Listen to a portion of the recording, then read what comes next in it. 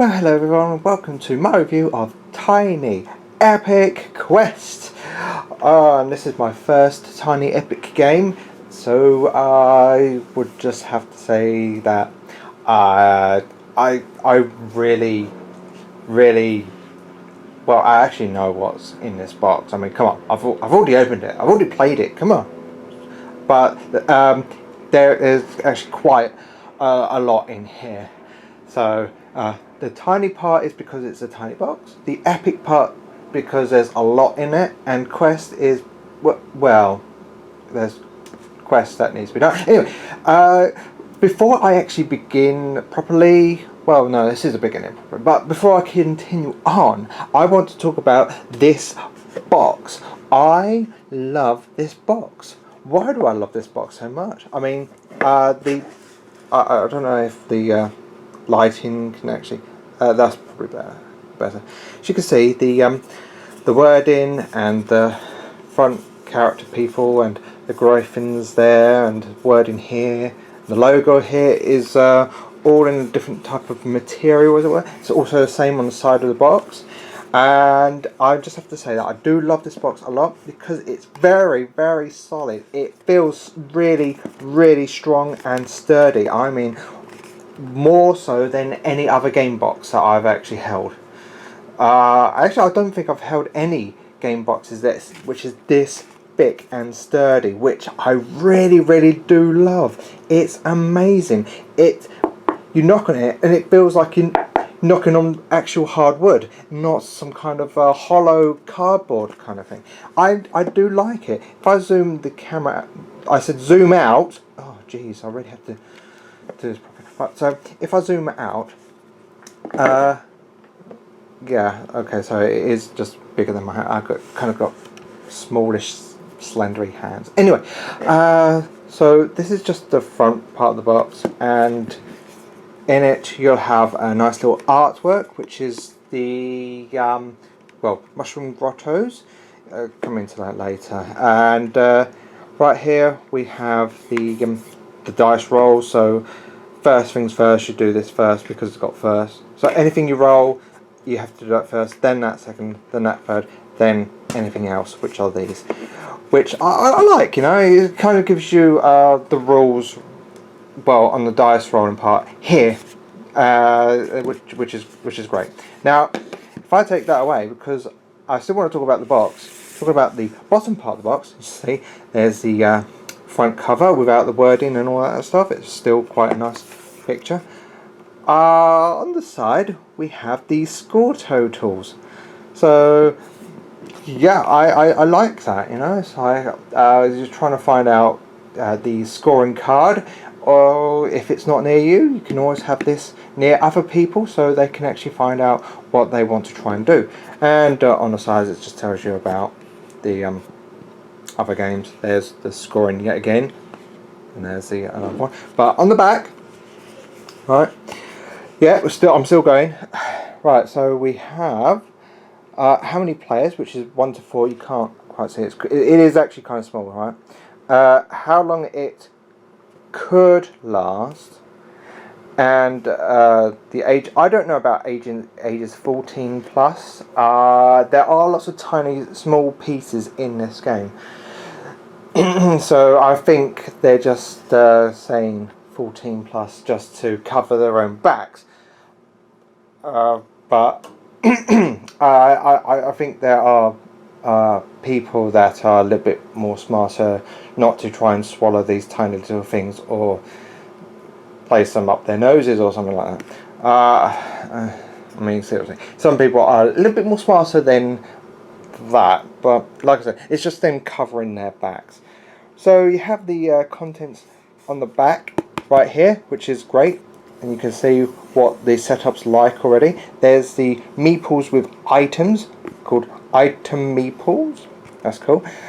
And yeah, it still gets better. So we have these little symbols right here.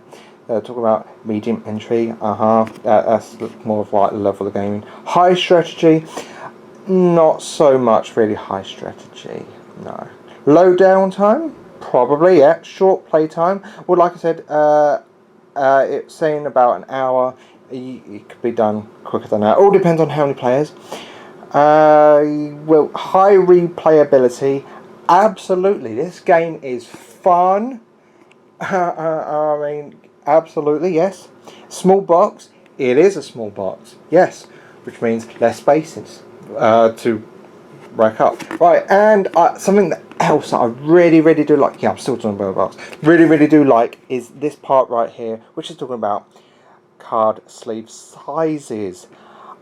I don't think I've ever seen that in any box whatsoever, or even in the instruction manuals and all that. Seriously, the rule books. I don't think I've ever seen something like that before, and I like it that it's actually on the box. That gives you a great idea beforehand.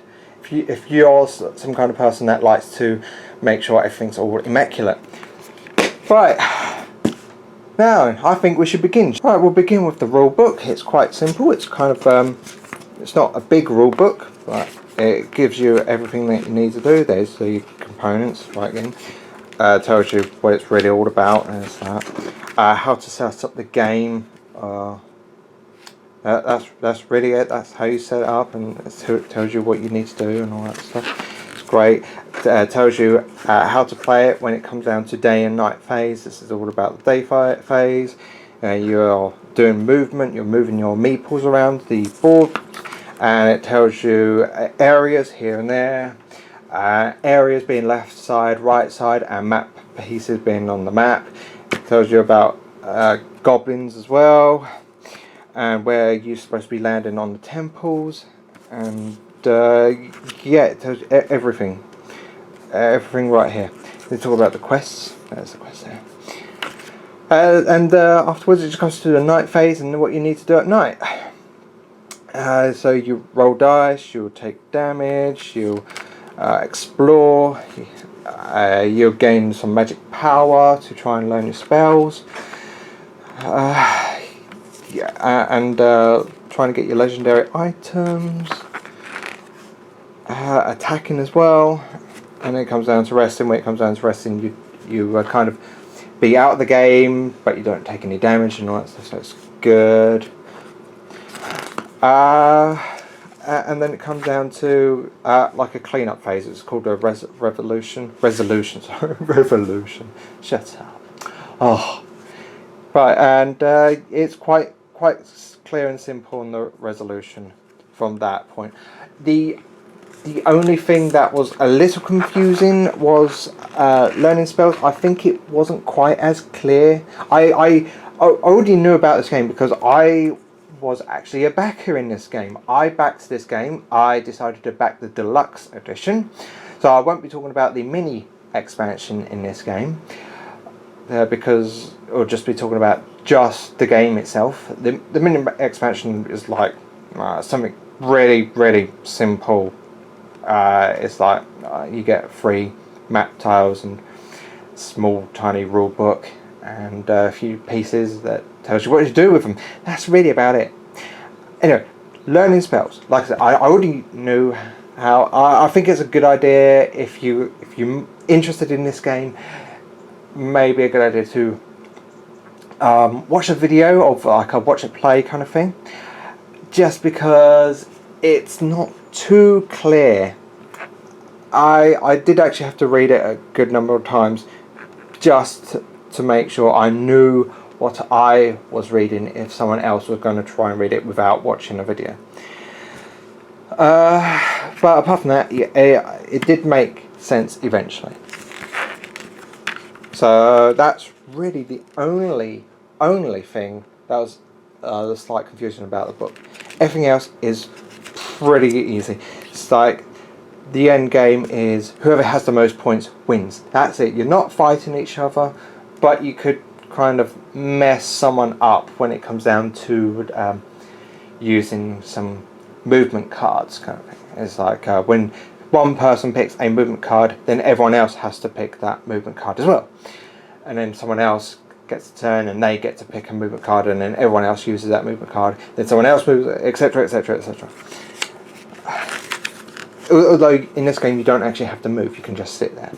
And it tells you about the legendary item clarifications. I like that. It tells you a bit more about it. And the variant game rule, Gloomfall, which on the map pieces, if you flip them on the other side, you have the as it were, hard mode. I mean, there you go. You've got 2 extra games in there straight away. Well, not like it's the same game, but it's just different and a little bit harder as well. Then you have the rules for solo, because you can't play the main game as a solo, so you have to use the solo rules instead. I've played solo mode, and I thought I was doing really well. You choose your difficulty level. If you fail to do it, then you lose. If you manage it, then you win. I've done peasant. I thought, like, literally, I was doing so well. I was pretty sure I was, and I think I managed to get 42 points at the end of the game. I was like, whoa! I would have thought I had a little bit more higher than that. I did. The next one, which is page, to try and get 45 points. I managed it. I think I got about 54, something like that. So that would have been enough to even go for Squire if I felt like it. I'll do that another time. It's really all about, if you thought you're doing well, you may not already be doing well. It's all about trying to get the most points. Well, a lot of points in solo mode. And that's really it. Bit more rules for the solo, and that's it. No more of the book. Just a little reference on the dice. So as I say, it's a 1 to 4 player game. You get 4 colours: yellow, blue, green and red, which kind of well, that's about it. You get a nice bag, so you get 3 of each. Well, so there you have it, 3 of each, and starting locations as well, and these are your other starters as well. All of these are different than the others. Why are they different than the others? It's because that each of them has their own specific temple in order to get their main 3 magical items. Now what happens is, you have this like magic sword, you place it right here, you get a shield as well and a staff.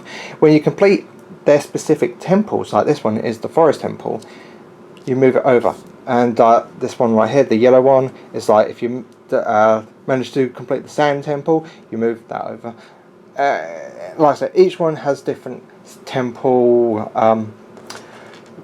specific items, and once you get your weapons, you can easily just place it in there. I mean, that's really cool. I like that. Of course, there are other items as well in the quest cards themselves. I'll show you that later. You get to have items like this bow.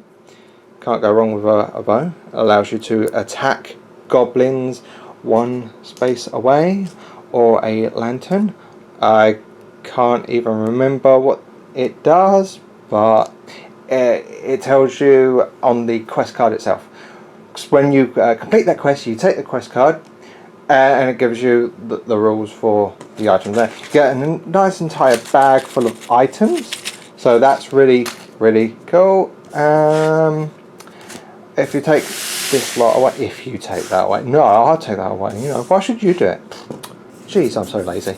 And here's the scoring cards. Scoring cards. That's a scoring card. That's not really a scoring card. That's your magic track. And you see right here, these are your magic spell library. Stuff that to learn for points. That's it. Nothing more. You can't use it on goblins or anything. It's just for points. On the other side, it's the 1 player mode. There you go, 1 player.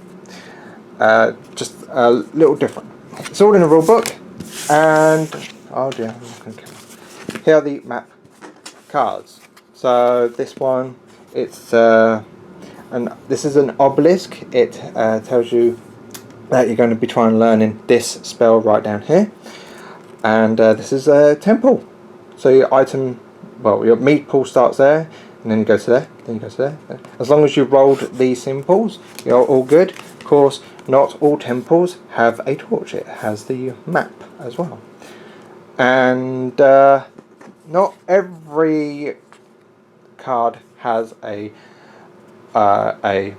temple or an obelisk to learn spells. For example, this one has this is what's called a portal, and that's where goblins come in. So you stand there fighting a goblin, and this is the Mushroom Grotto, and something good could actually happen, which is always a good thing. There's a good variety here.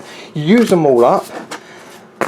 They all get shuffled in randomly, so every single game is completely different in all different areas.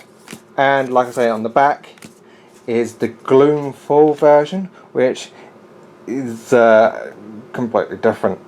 I mean, that's really, really, really good. I really do like that. So this is the quest deck. You just bring in 3 quests on the board, and well, that's all you do. If you manage to complete, or when someone completes that quest, they say, "I completed that quest," and they take it, and that's it.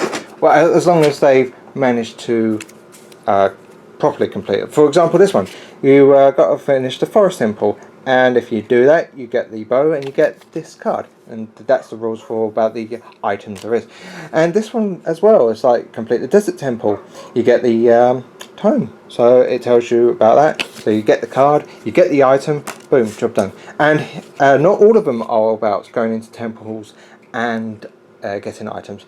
These ones are what's called movement quests, and if you manage to get like your meeples in some kind of areas, or in a formation kind of like this, then you get the card and you get the bonus as well, just like this. They're all very good and different, and I think it's fun to try and complete as many quests as possible, but you also need to remember killing goblins is a must as well, because they give you more points, the most points in fact, and also trying to learn spells as well, because that's also points as well as trying to go into your own temples to get your own items. I think it's so much fun that you get all of these choices, and these quests are just the icing on the cake. In fact, that's most of the cake right there, and I do like my cake. So that was Tiny Epic Quest. What do I think of this game? I think it's amazing. I really, really, really do like this game. A very small box makes up a lot of amazingness. I mean, seriously, so much that you can do with this game, in fact. And you know, it's been a 1 to 4 player as well, having 2 different types of variants as well.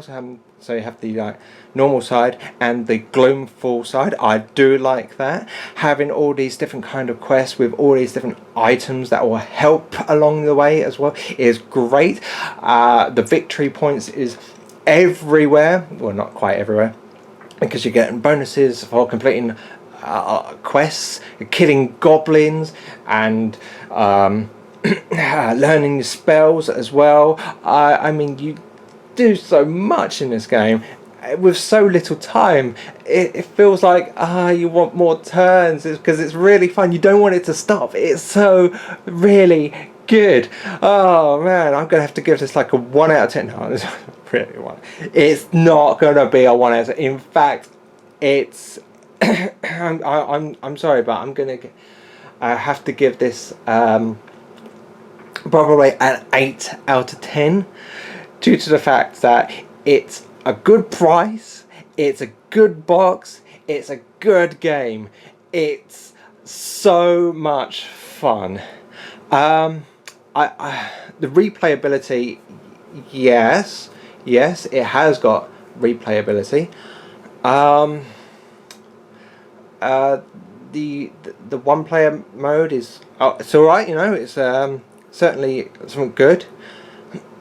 It doesn't take that long to set up. The only thing that is probably the items themselves, sorting them out. That's about it. The rules are pretty good as well. Like I said, the only thing that I found trouble reading just a little bit, it was the magic side. That was it. Like I said, I already knew how it worked, but I wanted to try and erase that from my mind and try and pretend that I had no idea of how it works. That's how I do with every game anyway. Right, so yes, 8 out of 10. Get it. I mean, it's really good. I think it's still on pre-order as of the time on this video. I don't know when it's actually officially going to be released. Although I think in Gambling Games actually have them on their own website. It is based in the States, so if you are going to get it and you're from overseas like I am, oh really, I'm from overseas, oh but you know, anyway, there's going to be like shipping charges and all that stuff. They do still have some deluxe boxes, so that will come with the small expansion, but it's not necessary at all. Literally, that the expansion thing is really just 3 map tiles and some wooden pieces and a little instruction book. That's it. It's not even necessary. You could just go along and have the normal game because it's like it's great still. Anyway, that's all I have, so thank you very much until next time. Bye.